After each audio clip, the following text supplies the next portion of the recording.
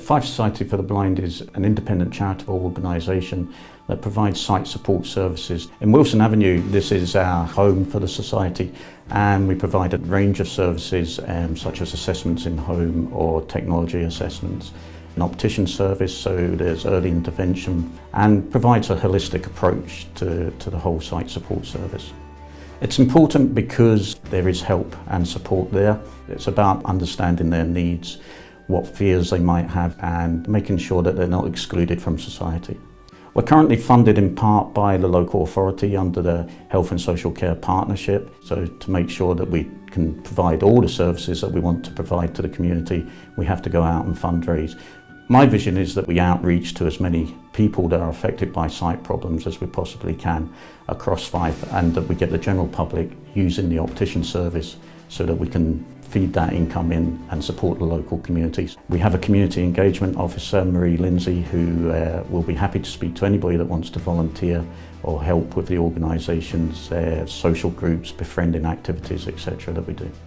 So I look after all the groups and the volunteers. So in Fife we have a number of groups, and to do that we need a really good, dedicated, loyal team of volunteers. So people to run the group, look after the finances, and then on top of that then we'll have our befriending service as well. The type of things that we offer them is the support of myself. So that could be things to do with insurance, group guidance, how they should best run the group. So for example, the volunteers may have sight awareness training, guide training, first aid. I'm a low vision specialist optometrist, so it's like I screen eyes and we're monitoring eye health as well. We can provide spectacles, and it's kind of like having an eye exam when you go to the opticians, but a little bit more because we're given additional services. We would do magnification, help with what your glasses can't help you with, and even we can provide home help because of visual disability. We've got this machine here, which is a slit lamp. What this does, it just lets us have a look at from the front of the eye right through to the back. So we're checking for diabetes, glaucoma, macular degeneration, which is quite common because the population now, we're living longer. So it's quite important to come in for a health check. We use equipment, things like the magnifier. This lens, they come in different gradings, different powers, and they also have a light, so it's easier for reading with, which you won't get at normal opticians. This is something that we would do here, and you can refer yourself in, or you can ask your optician to refer you in to Fife Society for the Blind. I deal with all incoming referrals, so that could be from the NHS, an optician practice, members of family, self-referrals.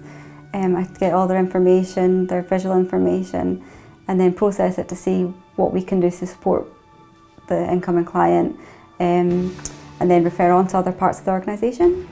I make appointments for our technology team.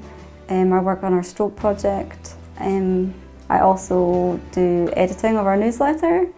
The newsletter is Fife Society News, and we do that 4 times a year. It goes out to clients, volunteers, supporters, and it's got information about different technology products. Technology is a big part of the newsletter. We talk about our social groups, any events we've got coming up, our optician. It's basically our way of communicating with our supporters and clients to let them know what we are doing and how they can get involved. Technology is vital for me. Being registered blind, it's important that I have magnification software on my computer so that I can access everything that we do is basically computerised now, so I have to be able to access that. Having devices that allow me to read any printed materials that come in are really important too. So really they allow me to do my job, otherwise I wouldn't be able to do it. My kind of main role is to train other people who, like myself, have no sight or say that their sight is so poor that they maybe can't see a screen anymore, so they need speech output on technology.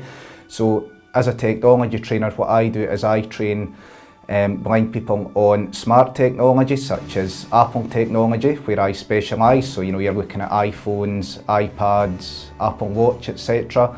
Some of them maybe have a wee bit of background in the technology, so they know how to turn the accessibility features on But then because they're on touchscreen devices, they just don't know how to interact with a touchscreen. They've maybe been using like maybe a big buttoned tactile phone, so you know you can feel the numbers under your fingers basically. So to go from that to a touchscreen is a huge jump, because you know the touchscreens aren't tactile at all, and it's a gestural language that you have to teach them. And I've got to assess them whether they need smart technology, whether an Amazon Echo would suit, whether specialist technology such as Braille might be more appropriate. So every client differs in terms of what they want to get out of technology and what they feel they're capable of doing. So my job is to go out and assess people that have got a problem with their eyesight, just to see what we can do to help. Look at their background and see what they used to do and what they can't do anymore, and we can try and help in that way. Through our assessment we can try and keep somebody independent at home. So if they come to us and I go out and assess somebody and they're maybe having trouble peeling and chopping vegetables, you know, preparing a meal for themselves from scratch, whether it's been through a sudden sight loss or a gradual deterioration, we can refer to a rehabilitation worker who can go out and carry out an assessment in the kitchen, and we can put things in place like talking microwaves and making them safer at home as well. You know, we can refer for a community alarm for someone who's maybe had a fall through their sight loss, and we can refer to occupational therapy for assessments on stairs if they've had a fall, so we can get rails fitted, additional seating in the shower or the bathroom. We help people stay at home independently with their sight loss. If you imagine if you're diagnosed with a sight impairment that's going to get worse and you haven't got a hope of being able to do the things that you used to do, if there wasn't an organisation out there that could give you the right kind of support, then what would people do? They would become socially isolated, they would be maybe frightened to go out of their own homes because they wouldn't have the training to use a cane, not being able to use technology, so you wouldn't be able to keep in touch with people through email or social media.